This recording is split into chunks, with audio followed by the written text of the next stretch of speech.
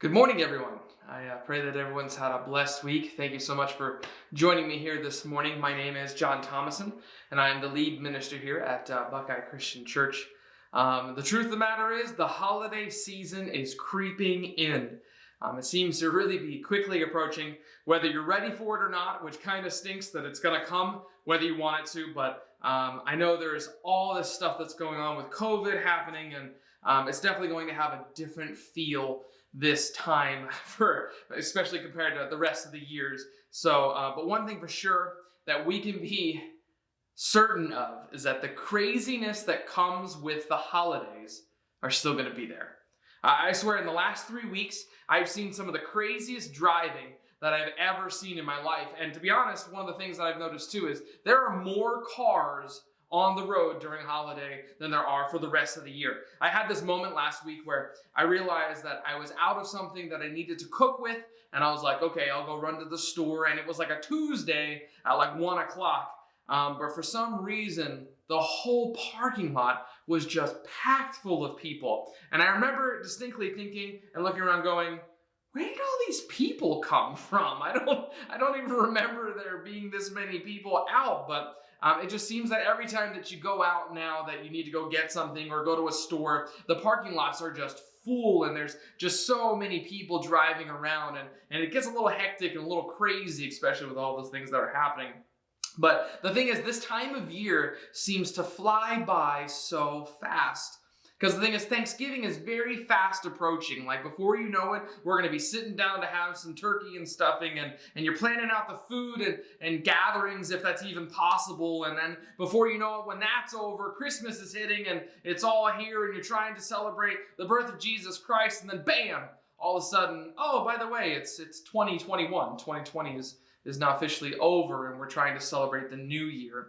It's like this crazy race that I feel like that I didn't sign up for, but I'm running in it. You know, they kind of shoved me in and said, go! And that's kind of how this works at the end of the season. And when you really start breaking down the season, it seems to be just a hectic time. There's just so much going on. There's so much that has to be done. There's so many things that are like, oh, I didn't have to do this the rest of the year, but I need to do it now. And so even if you don't do the Christmas shopping or you don't go to New Year's Eve parties, or if we're even allowed to go to New Year's Eve parties this year, the one thing that we can all agree on is that in this time of year, this is when we're going to try and visit, or we're going to try to talk with, or we're going to try and communicate in some way with people that we've not really talked to very much for the rest of the year. But for some reason, at this time of year is when we're really going to reach out to those people. You know, you got your cousins that maybe you haven't seen in a while, or your aunts or your uncles, or I swear it's like a long-lost mailman that you were really close to, that you're just like, hey, you know what, I haven't talked to this person in a while. I want to reach out to them. And you just want to pop your head in and say, hey, what's going on with you? I hope, you know, you're having a good year. I know there's a lot of stuff that's been going on. You know, it's where you're trying to catch up and you're trying to really get to build that relationship that's not been there for the rest of the year. And it's people maybe that you normally wouldn't sit down with on a regular basis. And then some of us will even have like multiple gatherings with family, if that's possible, and if it's actually able to be done safely. But one of the things that I personally do not enjoy doing is Christmas cards. I don't like being the one responsible having to send out the Christmas cards. Now, my wife, on the other hand, she used to always want to do them, and she had these great intentions where she was like, you know what, we're going to do these Christmas cards, it's going to be awesome, and people are going to see, our family, and it's something nice that we can send out to spread some holiday cheer. And I'm like, that sounds great. So a few years ago, she said, this is it.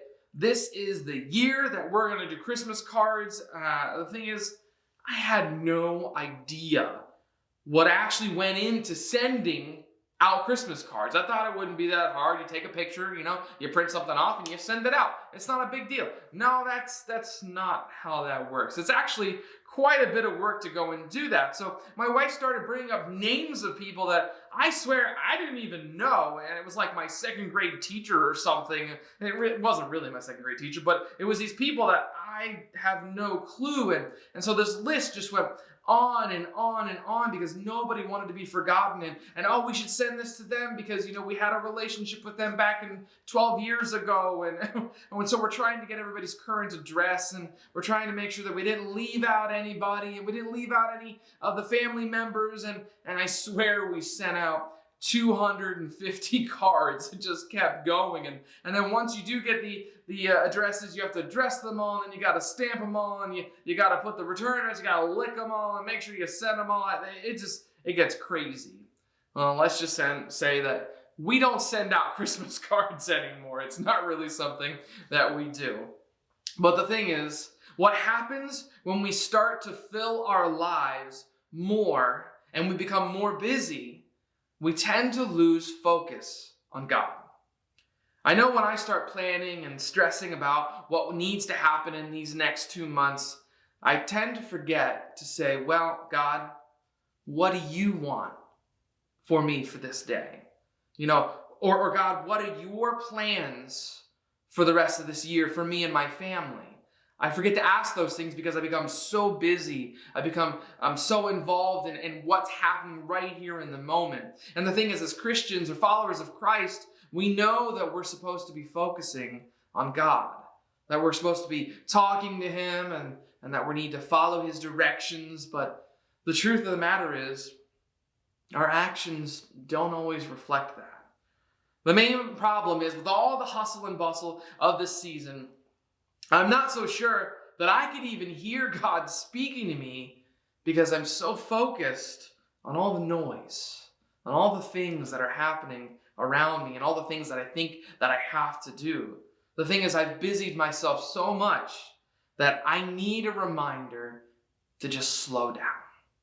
That I need to take that minute and be still and sit with God. So through this series, it really is a hard one for me because if you know me at all, I'm a doer. I'm a person that likes to go, go, go. I want to get things done. I love to have a schedule. I want to plan out, what is going to happen in the next week, in the next month.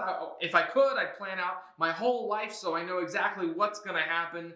But that's not what God has intended for us. So when things get crazy, there has to be a time where we can just sit down, quiet all the noise in our lives, and be still with God. Today we're going to be reading out of Psalms 46. Here at Buckeye, we read out of the NIV Bible. If you need a Bible, please go to our website, contact us, let us know. We will get you a Bible. It's something that we would love for you to have. You can use it, read it. We'll give it away for free. We'll always give away the Word of God for free here at Buckeye. But we're going to go ahead and read through Psalms 46, the whole thing, and then we're going to talk about exactly what's saying here. It says, God is our refuge and strength, an ever-present help in trouble. Therefore we will not fear, though the earth give way and the mountains fall into the heart of the sea, though its waters roar and foam and the mountains quake with their surging.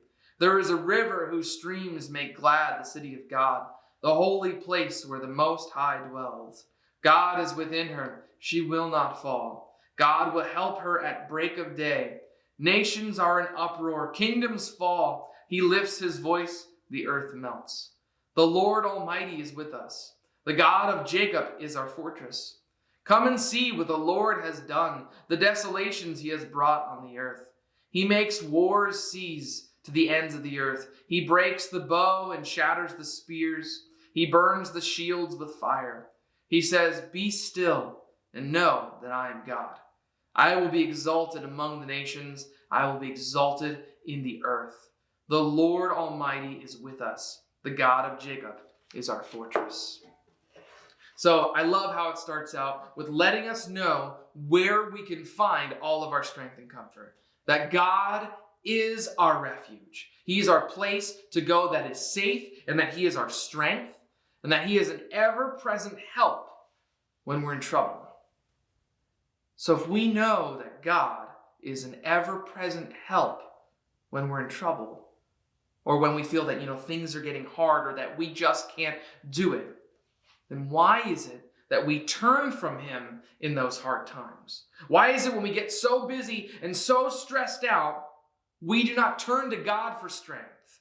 We seem to actually go the opposite direction and just wander aimlessly looking for answers. It's funny because He then lists off some things that could happen.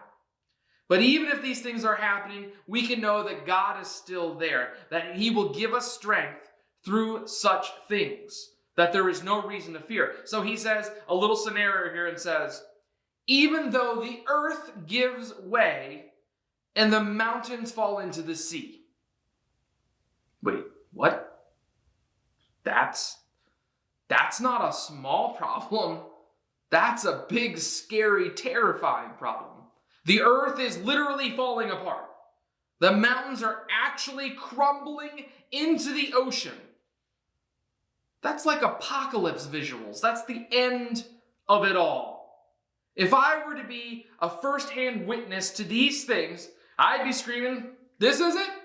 It's over. This is how it ends. And I'd probably be panicking, and I'd be running around saying, oh no, what do I do? What do I do? I gotta save my family. But we're being told that if we see these things, we should have no fear. That we can be confident and strong because we have strength in God. I'm not going to lie to you guys, but I'm struggling right now to find strength because the holidays are stressful. So the real question is, what am I doing wrong that things like the holidays get me stressed out and worried? But I'm being told that if the mountains start to crumble and the earth starts to literally shake, that I don't need to fear. And the thing is, we're going to go ahead and come back to that a little bit later. Over the next verses, he talks about how God is holy and righteous, and He'll never fail. And we get to see more instances where God is God. Flat out, we're being told that God is God. He is all-powerful. You know what? God has got this, and He is good. But then He starts to list off some terrible things of this earth. All the terrible things that we've done as a human race. The truth of the matter is, we like to fight. No matter who you look at, we like to fight. And this here is speaking of war itself, where we like to conquer and kill and destroy. But the truth is, as people, we're always fighting. And not just in war. It's because we want what we want. So we argue, and we fight, and we tear each other down, and we step on each other, and we say, my way is right, or this is what I want to happen. And so we kind of destroy one another, even if it's just with words. But here we're being told that God will make wars cease.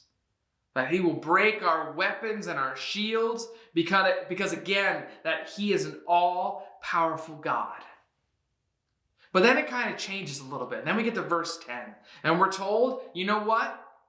We have just established that God is God. He is holy. He is amazing. He is good. That He will cease the fighting. And now we're being told that we need to do something. As followers of God, we need to be doing something. It's no longer just about His strength and His holiness and what He can do. But we're being told that, okay, we need to be still and that we need to know that He is God. And so you think, be still? We just talked about wars and fighting and the troubles and the craziness that are happening on this earth. How am I supposed to be still in these moments? 2020 has been a handful. With COVID and sickness, all of these rules and regulations that we've had to follow, but we're also then being told that we are supposed to live our lives like we always have, but it's not the same. It's been so hard to do. People are out of jobs. Loved ones have separated. We've lost people along the way, and we've not been able to celebrate their life. Then you have the elections where the fighting and the arguing and the nastiness and the ugliness that come out in people. And then we had the rioting, and we had just a nation that was divided. It was just crazy. The list just seems to go on and on. And now we're approaching a season of the year that I would say is normally already crazier than the rest of the year. So I really have no clue what to expect in 2020 for this season. Because, if Godzilla came out and started smashing things, I would be like, yeah, that makes about sense. But the thing is, we have to be honest. And the truth is, if we are still not being quiet during the chaos, if we do not ignore all of the noise that is completely surrounding us, we will never, ever be able to focus on God and what He wants for us and from us. And that is the most important thing that we could ever have, is guidance from God. Last week we read out of 1 Kings 19, and we looked at a man named Elijah, and God wanted to speak to Elijah, to lead him and tell him what He wants from him. So God shows him some things, and in it we're told that a mighty wind comes and started to destroy the mountains, and it says that God was not in the wind. Then an earthquake came and it shook the whole earth, but God was not in the earthquake. And then a raging fire came, but God was not in the raging fire. But then came a gentle whisper. And that God was in that whisper. He was speaking through that gentle whisper. It wasn't through all of the noise and chaos and destruction. God is asking us to be still, not for His benefit. He's asking us to be still so we will benefit, that we will not miss what He's trying to tell us to do, to help us, to lead us, to show us what path we should be taking. God knows that this world is full of troubles and tribulations, but the thing is, we have to focus on the one thing that can actually help us. We try so hard to figure out how to fix things or how to make things work out the way that we want them to, but we really are just adding to the noise. When I try to fix it and worry and take care of it myself, all I'm doing is adding to the noise and chaos of my own life. You will not be able to hear God if you are contributing to the noise that is drowning out God. The day ahead, it's going to have its own problems. The day ahead will have challenges and questions that you're going to face. The biggest question is, are you going to look to God first before you try and tackle the day? Are you going to sit and listen for His guidance, or are you going to jump right into the work and pray for help along the way? Or that moment where you just have to cry out and say, God, save me, because you decided to try and do it yourself. Verse 10 says it all. God is saying, be still and know that He is God. And God is holy. God is love. God is good. And it even says that He will be exalted everywhere on this earth. Why would we not want to stop and listen to Him? It's also easy to say that I don't have the time, or you don't understand. I have so much going on in my life that it is just impossible for me to take this moment to stop. Well, that's where my challenge comes in for you this week. My challenge for you this week is to be still. But we're going to make it a little different. I want you to be still, not after the chaos, Not after you are already in trouble. Not after you have already fallen on your face and you're saying, God, save me. I want you to be still first. Before you jump into the day. Before you start planning. Before you start the hustle and bustle. I want you to pray to Him. Say, God, what is your plan for me today? And then I want you to truly take the time to be still and know that He is God, that He's got this. The reason that I worry and I'm already stressed out about something so simple as the holidays is because I'm trying to take care of it myself. Because I'm not coming to Him first. That I'm not being still. And that I'm not sitting down knowing that God is good. God has got this, and God has a plan. All I have to do is listen for it. Let's go ahead and pray. God, thank you so much for this wonderful day. Thank you for anyone that could come and hear this message. I pray that you touch their hearts and their minds to take the time to be still. As these months go on, it's only going to get crazier and crazier. But you know what? When we are still and we know that you are God and that you are good and you are holy, that it's going to be good. All we have to do is follow you, Lord. You love us even though we don't deserve it. I pray that we can go out there and share that with every single person that draws breath on this earth. To know that, you know what? All of this chaos, all of this stress, all of this worry, we can give it to a God who wants to take it from us, that will lead us in the direction that is good. We love you. In His name I pray. Amen. Well, thank you guys for joining me here this morning. I would ask you, please go to our website, buckeyecc.org.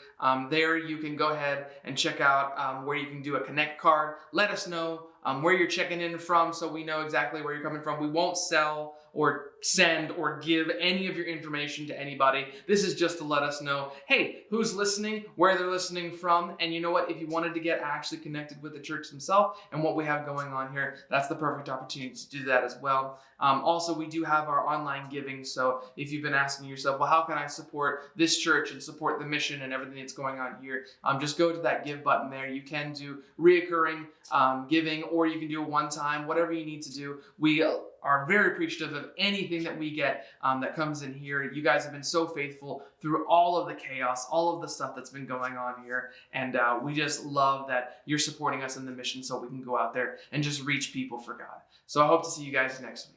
God bless.